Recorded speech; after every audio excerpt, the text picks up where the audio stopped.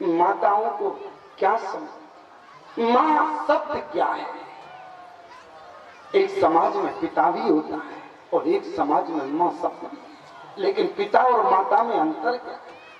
अरे जिसको बाप कहने से जिसका मुख बंद हो जाता हो, जरा कह के देखना, बोले बाप तो मुंह बंद हो जाएगा कि नहीं हो जाएगा, और जैसे कहेंगे मां तो मुंह खुल जाएगा। ईमानदारी से बताओ। इसलिए जो है रामचरितमानस में क्या कहा गया, बोले जो केवल पितुवायु सुताता। आज जो है प्यारे, जिस समय राम जी माँ कौशल्या के पास पहुंचे, माँ कौशल्या से कहा कि पिता की आज्ञा है, इसलिए राम 14 वर्ष के लिए बन जाता। माँ कौशल्या ने विरोध कर दिया, बोली बेटा तुम बन नहीं जा सकते। क्यों? बोली जो केवल पितुवायु सुताता, तुम बन नहीं जा सकते यदि पिता की आज्ञा है। राम जी हाथ जोड़कर खड़े हो गए, बोले माँ पिता की आज्ञा है। लेकिन माँ कौशल्या ने कहा कि राघव किस पिता की बात कर रहे हो। बोले जो केवल पितु आयु सुताता, और तो जन जाओ जानी बड़ी माता। क्या कहा?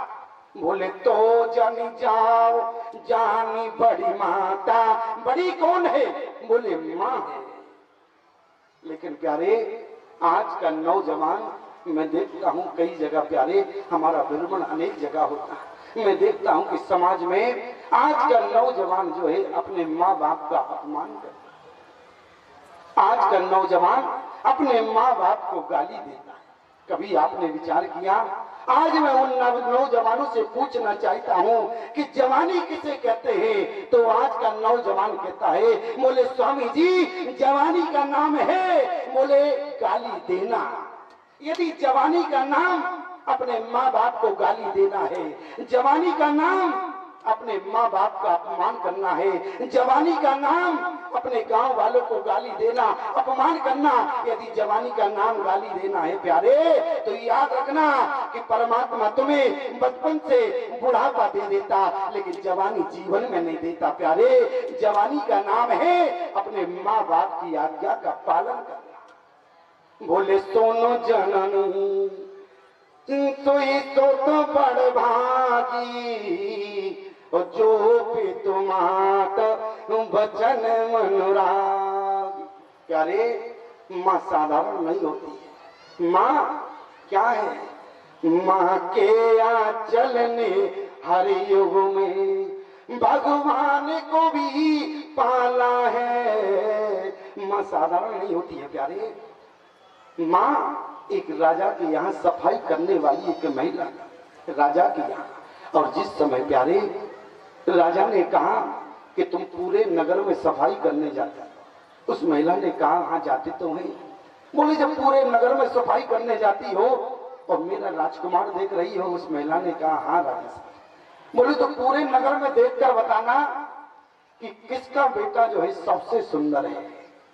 वो माता कही प्यारे पूरे नगर में घूम कर आई और अपने काले कलूटे बेटे को गोद में लेकर राजा के यहाँ आ गई, और जैसे ही सुबह राज दरबार में अपने बेटे को लेकर खड़ी हो गई, राजा ने कहा कि पूरे नगर में भ्रमण किया, पूरे नगर में सबसे सुंदर बेटा खोजा। उस महिला ने कहा कि हाँ खोजा, मेरी गोद में वो बेटा है, इससे ज्यादा कोई समाज में सुंदर नहीं है।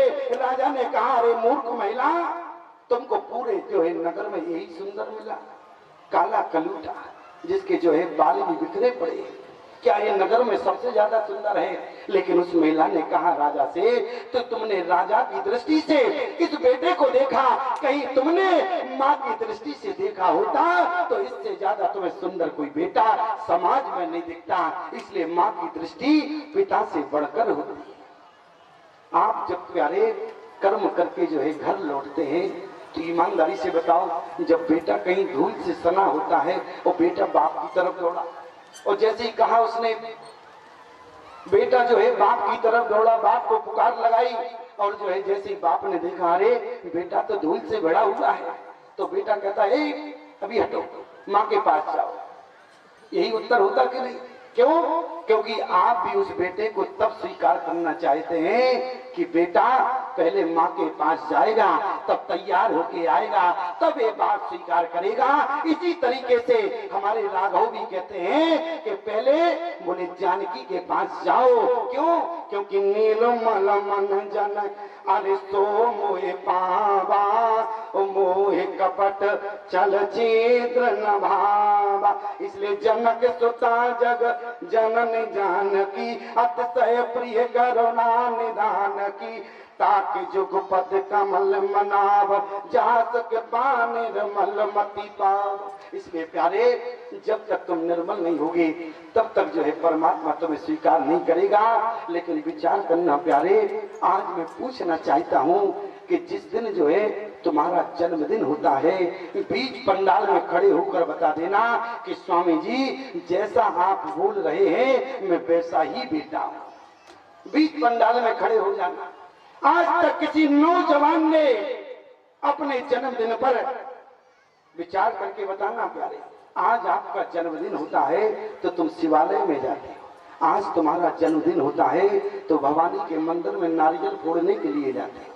कभी आपने विचार किया अरे आप शिवालय में जाके नारियल फोड़ते हैं, शिव जी से प्रार्थना करते हैं कि आज मेरा जन्मदिन है, लेकिन ईमानदारी से बताओ यदि आपके घर में कोई महात्मा पहुंच जाए तो आप चरण धोकर पीते हैं कि स्वामी जी आज मेरा भाग्य खुल गया, आज मेरा जन्मदिन है, आज इस अवसर पर आप मेरे घर में पधारे इसलिए मैं आपका चरणों तक पीऊंगा। लेकिन विचार करो, जिस जननी ने अपने प्राणों को संकट में डालने के बाद तुम्हें इस धरा धाम पर उतारा है, क्या आपने कभी जन्मदिन पर अपनी जननी के कभी पैर धोकर पिए?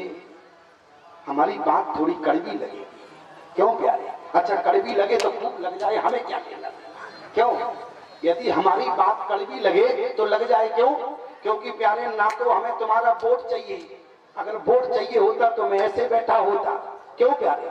हमें तुम्हारा वोट नहीं चाहिए, याद रखना, और ना ही तुम्हारा सपोर्ट चाहिए। जब ना वोट ना सपोर्ट तो फिर क्यों डरे? क्यों प्यारे? हमें तुम्हारा, अच्छा ईमानदारी से बताओ, हम यहाँ तुम्हारे गांव में आए हैं तो वोट लेने आए हैं या सपोर्ट लेने आए? ना तो वोट लेने आए ना सपोर्ट लेने आए, हम तो प्यारे केवल जो है आपको यहाँ आशीर्वाद देने आए हैं और आशीर्वाद ही देंगे। और आशीर्वाद देते हैं कि आप अपने पूरे जीवन में मस्त रहें, स्वस्थ रहें और ऐसे धार्मिक कार्यों में पूरे जीवन व्यस्त रहें, यही साधु का आशीर्वाद है।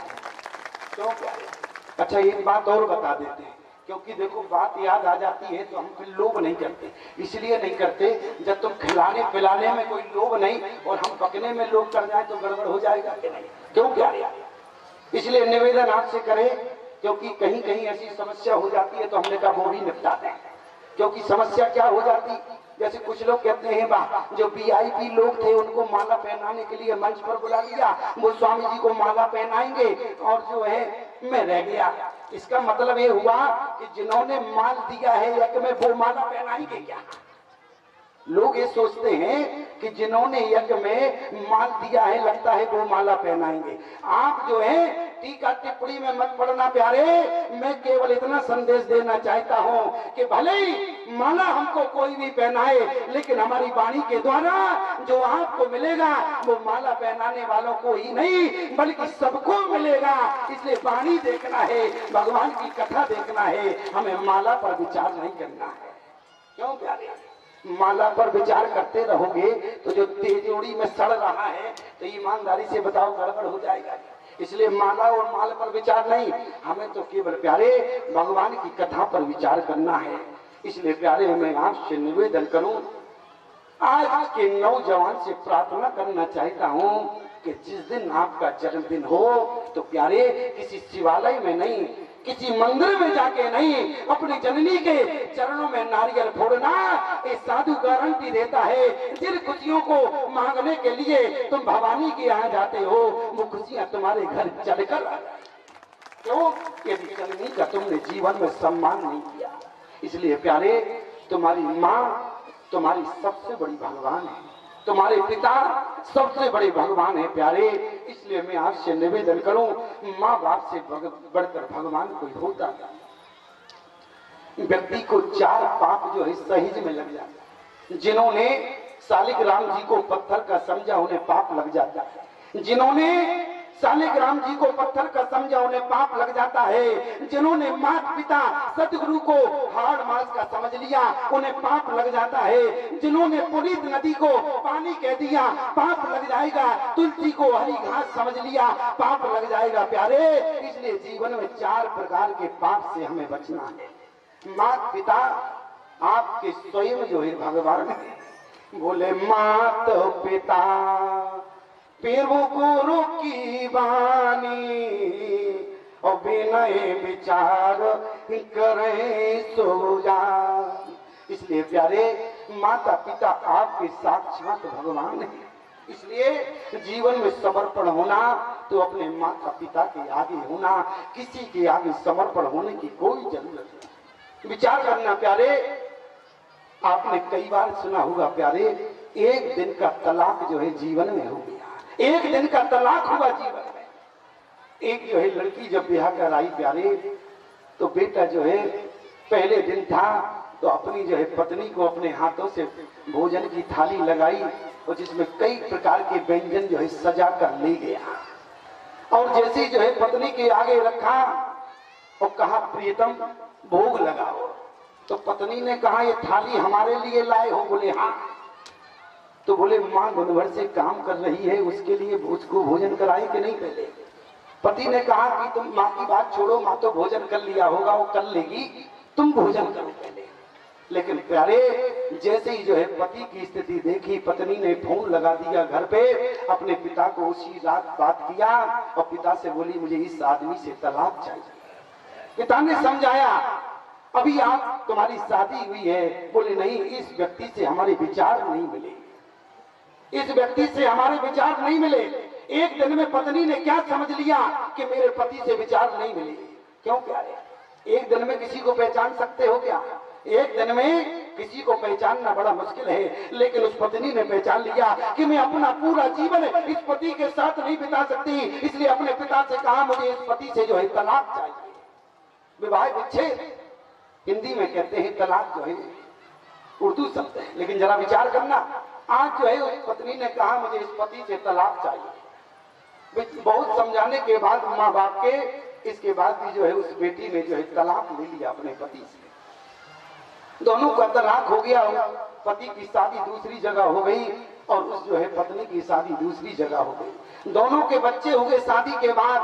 अब जब बच्चे हो गए तो इसके बाद वृद्धावस्था भी आएगी कैसे? और वृद्धावस्था हुई प्यारे, तो जो पत्नी थी उसकी तलाक लेने के बाद जिसकी शादी दूसरी हुई, एक मंदिर में गई दर्शन करने के लिए। और मंदिर में दर्शन के बाद जो है वो सीढ़ियों पर बैठने वाले भिखारियों को प्रसाद वितरण कर रही थी, या मानो कि दक्षिणा दे रही थी या रुपए बांट रही थी। और आज वो पत्नी जो है मंदिर की सीढ़ियों पर बैठने वाले भिखारियों को बोले पैसा बांट रही थी। और जैसे ही वो महिला पहुंची, उसने देखा कि ये बाबा जी बैठे हैं और बाबा जी से कहा, बोले बाबा जी ये पैसा लो और मुझको पहचाने क्या? उस बाबा जी ने कहा कि हाँ मैं तुम्हें पहचान गया कि तुमसे हमारी शादी हुई थी और एक दिन भी तुम्हारा संबंध नहीं रहा और तुमने मुझसे तलाक ले लिया था। तुम्हारा हमारा संबंध एक दिन का नहीं रहा। मैं पहचान गया कि तुम वही हो कि जिससे मेरी शादी हुई थी और तुमने तलाक ले लिया। उसने कहा कि तुम्हें पता है मैंने तुमसे तलाक क्यों लिया, क्यों जो है तुमसे तलाक लिया? वो व्यक्ति को समझाने लगी, यदि आज मैं तुमसे तलाक ना लेती तो तुम्हारे ही बगल में इस मंदिर की सीढ़ियों पर बैठी होती।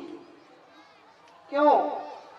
क्योंकि उस महिला ने कहा कि जिस दिन मैंने तुमसे कहा था कि मुझे भोजन की थाली जो लेकर आए हो, तुमने अपने माँ बाप को पहले भोजन कराया क्या?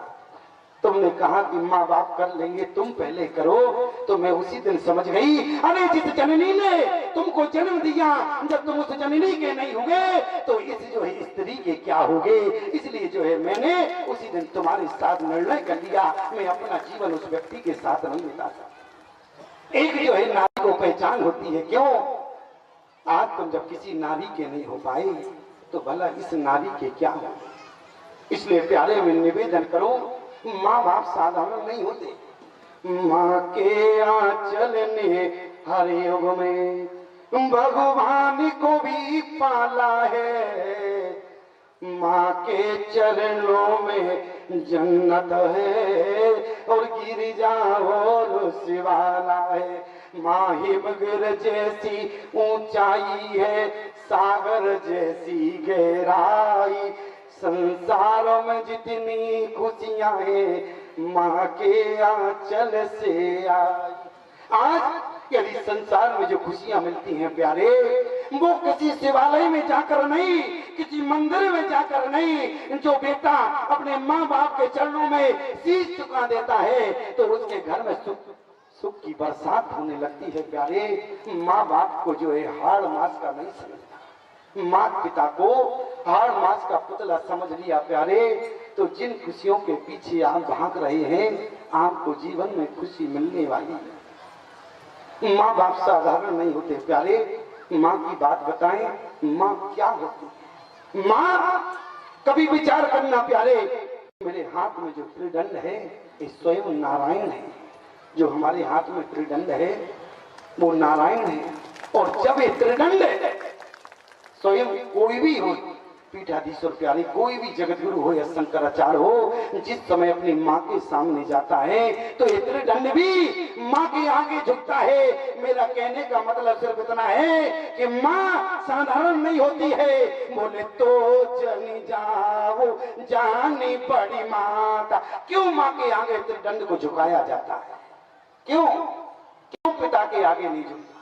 क्योंकि प्यारे कोई बाप नहीं चाहता कि हमारा बेटा साधु हो जाए, कोई चाहता है। राजा दशरथ के आगे जिस समय विश्वामित्र जी गिड़गिड़ाने, तो विश्वामित्र जी के सामने राजा दशरथ ने क्या कहा? बोले राम देत नहीं बनते गुसाई। यही राजा दशरथ ने कहा, मैं अपने बेटे को बोले सब सुख प्रिय मोह प्राण की नाई। बोले सब मेरे बेटे जो है प्राणों से प्रिय हैं, लेकिन राम देत नहीं बनत गुसाई। लेकिन विचार करना, विश्वामित्र जी को देने से इनकार कर रहे हैं। बोले कौन? बोले स्वयं चक्रवर्ती सम्राट राजा दशरथ, जो वेद के ज्ञाता है, उन्होंने देने से मना कर दिया। लेकिन माँ का कौशल्या का कहीं जो है बेटे को रोकने का प्रमाण नहीं मिलता है। माँ कौशल्या को अपने बेटे को रोकने का कहीं प्रमाण नहीं मिलता है। और एक बात और बात बताएं प्यारे, माँ क्यों बड़ी है? माँ इसलिए बड़ी है प्यारे क्योंकि प्यारे माँ की बात आती है तो मैं भी समझता हूँ कि माँ की ममता क्या होती है। माँ की ममता वो ममता होती है कि तुम जीवन भर लगी रहोगी लेकिन समझ में नहीं आएगा। क्यों? क्योंकि तुम एक माँ नहीं हो। माँ की ममता तो केवल माँ समझ सकती। कहीं दुर्भाग्यवश ऐसा हो जाता है तो एक माँ पिता तो बन सकती है लेकिन आम जीवन में कभी माँ नहीं बन सकती। माँ बनना बड़ा कठिन है। लेकिन विचार करो, जिस समय माँ कौशल्या से राम जी ने कहा कि माँ की भी आज्ञा है, तो माता कौशल्या ने ये भी नहीं कहा बेटा कौन सी माँ ने कह दिया। और जैसे ही कहा कि माँ, तो उसी समय माँ कौशल्या ने कहा बेटा, बोले जो पितु मात कहूँ बन जाना, तो कानन सत अवध समाना। तुम्हारे लिए बन जाना 100 अयोध्या के समान। इसलिए बेटा तुम्हें बन ही जाना पड़ेगा। लेकिन